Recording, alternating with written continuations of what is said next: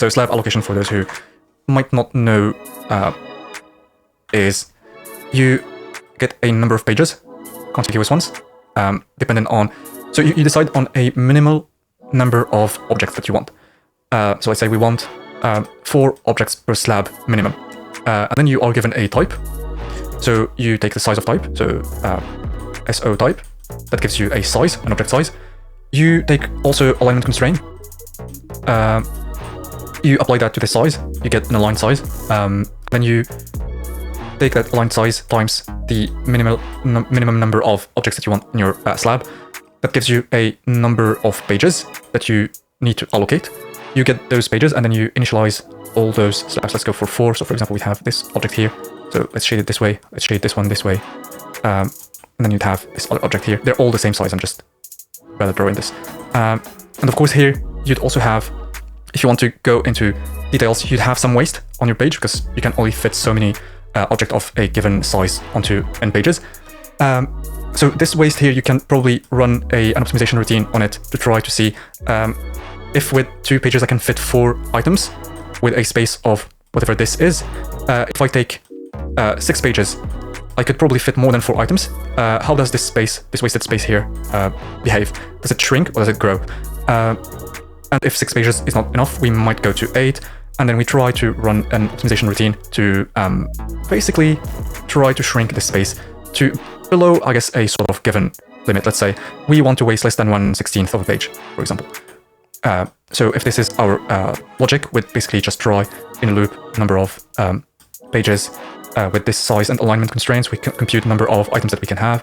We see how much wasted space we have, and we try to compare it to this. We divide by 16. We try to compare it to the last one. If it shrinks, then we take the best number of pages. So that's pretty much how it goes. And then since all the objects are the same size, the only thing you need to do is, and obviously here I've left this space here at the top of the first page because this one here it may contain the header of our slab allocation. So all the metadata can go into this first slice here of the page.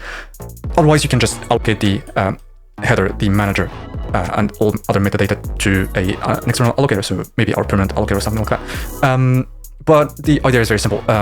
You basically get this, do the compilation here to see how many pages that you want to get. You can forget about this optimization routine if you want to simplify the problem.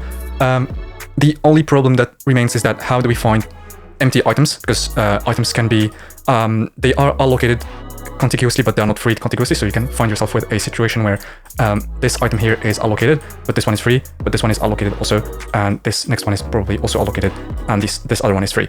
So what you would need to do is create a sort of free list that basically is stored in the metadata and points to the first free, entry. And in the first free entry, you basically cast that to a pointer type, and you write on it the address to the next free item, in which you write the address onto the next item. So allocating an object would just be, give me the free list, what is the pointer on it? That's this pointer here. Take its value, set it to the free list, and then return the address of that object as allocated.